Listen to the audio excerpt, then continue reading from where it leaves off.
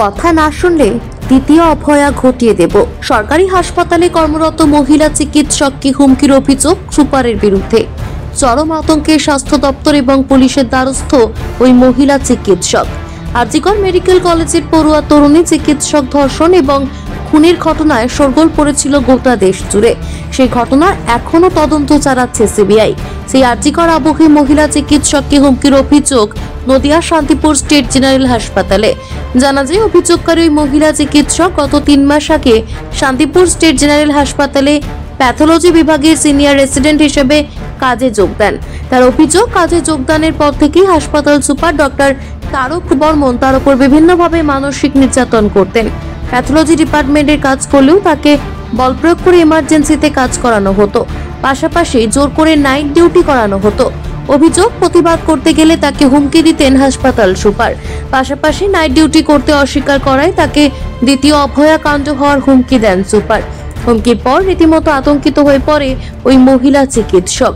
অবশেষে তিনি নিরুপায় হয়ে স্বাস্থ্য দপ্তর এবং থানার দ্বারস্থ হন। শান্তিপুর থানায় অভিযুক্ত তারক বর্মনের বিরুদ্ধে একটি লিখিত অভিযোগ দায়ের করেন। অভিযোগকারীর আবেদন, অবিলম্বে তাকে যেন এই হাসপাতাল থেকে অন্যত্র স্থানান্তরিত করে স্বাস্থ্য দপ্তর। তবে ওই মহিলা চিকিৎসকের তোলা অভিযোগ অস্বীকার করেছেন অভিযুক্ত। অভিযোগ সম্পূর্ণ মিথ্যা বলে দাবি করেন তিনি। সাংবাদিকদের সামনে বিষয় মুখ না খুলে তিনি বলেন, এ বিষয়ে যা বলার সিএমওএইচ বলবেন। অন্যদিকে মহিলা চিকিৎসকের অভিযোগের কথা স্বীকার করে নিয়েছেন জেলা স্বাস্থ্য আধিকারিক জ্যোতিষ চন্দ্র দাস। তিনি বলেন, মহিলা চিকিৎসকের অভিযোগ ইতিমধ্যেই স্বাস্থ্য দপ্তরে পাঠিয়ে দিয়েছি। তবে মহিলা চিকিৎসক নিজেও মানসিক রোগের ওষুধ খান। আমি জানিয়েছি ওই চিকিৎসককে স্বাস্থ্য দপ্তর অন্যত্র স্থানান্তরিত করলে আমরা কোনো আপত্তি নেই। এ বিষয়ে বিজেপি নেতা সোমনাথ কর বলেন, আমি প্রশাসনকে অনুরোধ করব যাতে পুরো বিষয়টি তদন্ত করে অভিযুক্তের বিরুদ্ধে ব্যবস্থা গ্রহণ করে। সরকারি হাসপাতালে থ্রেড কালচার নিয়ে অভিযোগে সরব হন তিনি। আমাকে এখানে ডাক্তারি করা অবস্থাতে আমাকে এখানে থ্রেড দেওয়া হয়েছে। থ্রেড দিয়েছেন ডক্টর সুপারিনটেন্ডেন্ট এখানকার, যে অর্ডার যদি ফলো না করো, যা বলা হচ্ছে সেটা যদি না করা হয়, তাহলে দ্বিতীয় অভয়া কেস হতে চলেছে এখানে। হ্যাঁ, আমাকে এটাই বলে চলে গেছে। আমার উপর হ্যারাসমেন্ট হচ্ছে, অনেকদিন ধরে ওয়ার্ক প্লেস হ্যারাসমেন্ট হচ্ছে আমাকে। আমি অ্যাকচুয়ালি প্যাথোলজিস্ট, আমার প্যাথোলজিতে এমডি আমি কমপ্লিট করেছি। করার পর এখানে এসআরশিপ আমার চলছে কন্টিনিউ। আমি জয়েন করি এখানে 28 সেপ্টেম্বর 2024। আমি এখানে জয়েন করার পরে ওনাদের রিকোয়েস্ট করি, যেহেতু আমি hence I am a pathologist, so I should be put on pathologist department of pathology আর ব্লাড ব্যাঙ্ক। ঠিক আছে, খুব ভালো কথা। এখানে ওনারা দিতে চাইছেন না, তো ঠিক আছে, সেটাও ঠিক আছে। তো তারপরে আমাকে এখানে যে প্রেশার বা যে স্কেডিউলের মধ্যে রাখা হয়, আমি সত্যি কথা বলতে কি, এই ট্রিমেন্ডাস ওয়ার্কলোড একা ম্যানেজ করতে গিয়ে আমার সিচুয়েশান ক্রমাগত খারাপ হতে থাকে। এটা আমি জানাতে থাকি, ওনাকে জানাতে থাকি, রস্টার কমিটিকে, সুপারকে জানাই, রস্টার কমিটিকেও জানাই। তারা বিন্দুমাত্র কোনো কিছু গাও করেন না, মাথাও ঘামান না। আমি অনেকবার করে বলেছি। তো আমি আলটিমেটলি, এটা আমার জয়েন করার পর থেকে, আমি জয়েন করেছি 2024 সেপ্টেম্বর, 28 সেপ্টেম্বর। আর আমার না, আমাকে শুনুন, যে কথাটা আমাকে বলে চলে গেছে, আমি কাল 31 তারিখে আমার আউটডোর হয়েছে 9টা থেকে 2টো অবধি। অবশ্যই 9টা থেকে, সকাল 9টা থেকে, আমি বলছি এক্সাক্ট সিনিয়রিটিতে হচ্ছে সকাল 9টা থেকে 2টো অবধি আউটডোর চলেছে। আর 2টো থেকে তারপর 5টা অবধি কন্টিনিউয়াসলি এমার্জেন্সি সিঙ্গেল হ্যান্ডেড করেছি। এখানে কোনো অনকল সিস্টেম কেউ রাখেনি। আমাকে ইএমও হিসাবে একাই আমাকে দেখতে হয়েছে। আমি ওই দিন একাই ছিলাম এমার্জেন্সিতে। দেখে নেওয়ার পরে আমি তারপর যখন আমার ডিউটি কমপ্লিট হয়ে যায়, ওনারা বাকি ডক্টরসরা হ্যান্ডওভার নিতে আসে, তারপর আমি বাইরে চা খেতে যাই, তখন আমাকে এরকমভাবে থ্রেট দেওয়া হয়েছে যে উনি এসে সাডেনলি পাস করে গেছে। মানে কোথাও কোনো সিসিটিভি কিছু ছিল না, এই হসপিটাল প্রেমিসেসের মধ্যে হঠাৎ করে কানের পাশে পড়ে গেল, যদি বেশি বাড়াবাড়ি করছো, যদি অর্ডার ফলো না করো, তাহলে কিন্তু এখানেও দ্বিতীয় অভয়া কেস হতে চলেছে। সাবধানে থাকবে। ঘুরতে বাকরুদ্ধ হয়ে গেছিলাম আমি। অবশ্যই করেছি, আমি জানিয়েছিলাম থানায়, আমি একটা লিখিত আমি করেছি, অভিযোগ করেছি, শান্তিপুর থানায় করেছি। নিরাপত্তা, ভয়ঙ্করভাবে নিরাপত্তাহীনতায় ভুগছি। আমার এখানে ওয়ার্ক প্লেস হ্যারাসমেন্ট এখানে কন্টিনিউ হয়ে যাচ্ছে। রস্টার কমিটিকে জানিয়েছিলাম, কেউ কোনো ভ্রুক্ষেপ কিছু করেনি, চলেই যাচ্ছে। এখানে যত ডাক্তাররা রয়েছেন সবাই সাপোর্টিভ এবং সবাই অত্যন্ত ভালো। আমি এখানে একবারও বলছি না কেউ কোনো রকম হচ্ছে, কিন্তু এই যে সুপার যে ভদ্রলোক, এই ভদ্রলোকের সাথে আরও দুজন রস্টার কমিটিতে আছে যারা কোনোভাবে উনি হাসপাতালে কখন আসেন না আসেন আমার কোনো আইডিয়া নেই। আমি কোনোদিন ওনাকে দেখিনি বলতে মাঝে মাঝে ওনাকে ইন্সপেকশনে দেখেছি। এখানে উনি হাসপাতালে ঘুরে বেড়ান ইন্সপেকশনে, এইটুকুই জানি। আপনার সেক্ষেত্রে একটা মানে মতামত যেটা মানুষ জানছে অন্য চ্যানেলের মাধ্যমে, সেইটা কি বলেছেন? কথা বলতে বলবো না, যা বলা সিএমএস বলবে না। স্যার একবার তো বলেই দিয়েছেন, সেটা যদি আমরা পেতাম এটাই। যা বলা সিএমএস অভয়াকাণ্ড নিয়ে একটা কথা বলে ফেলেছে। এবার আপনার কথা বের করে আমি কিন্তু কমেন্টস করবো না কিছু। তাহলে শুধু একটু মানে যেটা বলার সিএমএস বলবেন একটু।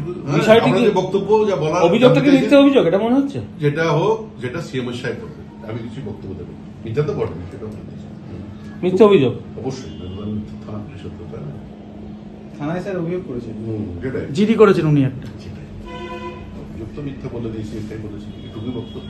সিএমএস হ্যাঁ ঠিক আছে, যেটা বলার সিএমএস বলবেন, তাই তো? আমিও সেই কমপ্লেনটা সকালবেলায় আজকে 5টা আওয়ারে পেয়েছি এবং আমি সঙ্গে সঙ্গে স্বাস্থ্য ভবনে জানিয়েছি এবং একটা এনকোয়ারি কমিটিও করে দিয়েছি যে এই ব্যাপারটা। কিন্তু সুপারকে আমি পার্সোনালি জিজ্ঞেস করেছিলাম, ও বলছে না আমার সঙ্গে তো মুখোমুখি কোনো দেখাই হয়নি স্যার। এই ব্যাপারটা গেল।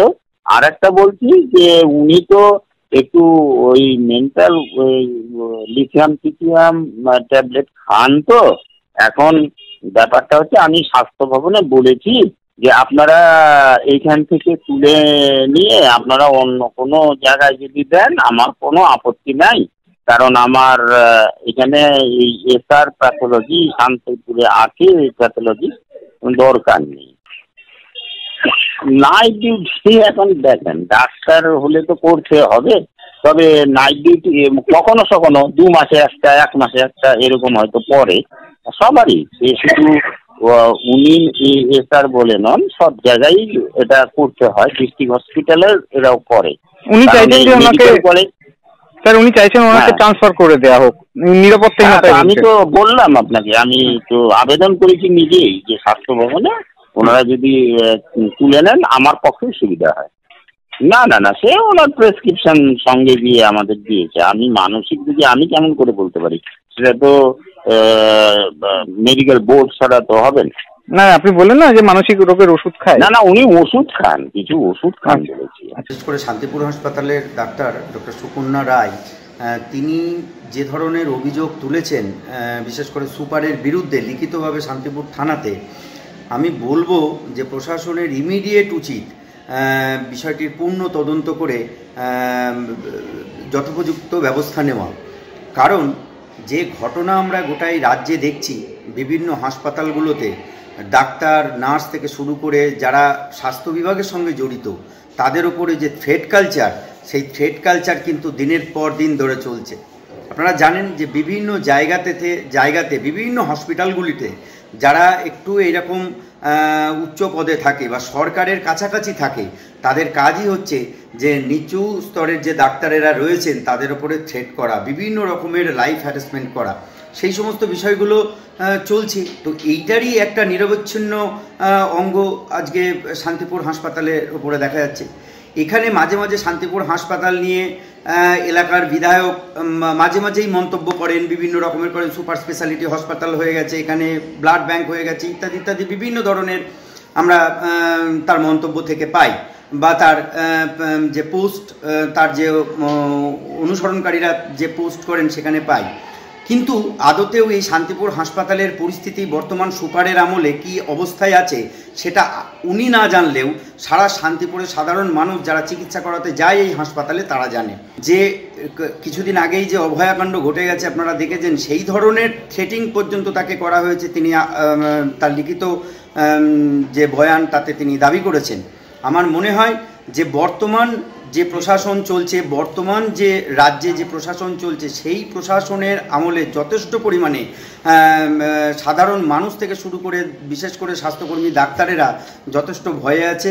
এমতো অবস্থায় তাদের নিরাপত্তা সুনিশ্চিত করতে হবে প্রশাসনকে। তাদের তৃণমূলের যে দলদাস সেইখান থেকে বেরিয়ে ব্যবস্থা এবং ক্ষেত্রে সুপ্রিম হয় আমার যথোপযুক্ত তার শাস্তি নিতে হবে। নদিয়া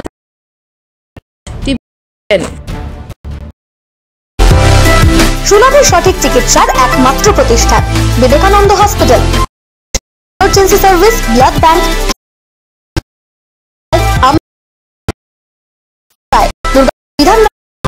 জাকির হোসেন এভিনিউর বিবেকানন্দ হসপিটাল শিল্পাঞ্চলের মানুষের মন জয় করেছে। নজর কাড়া আধুনিক ডিজাইন, ক্রিসমাস নতুন বছরের বিশেষ অফার, মেকিং চার্জ, সোনার গহনার টাকা মেকিং চার্জ, 5 থেকে 10 গ্রাম সোনার গহনার উপর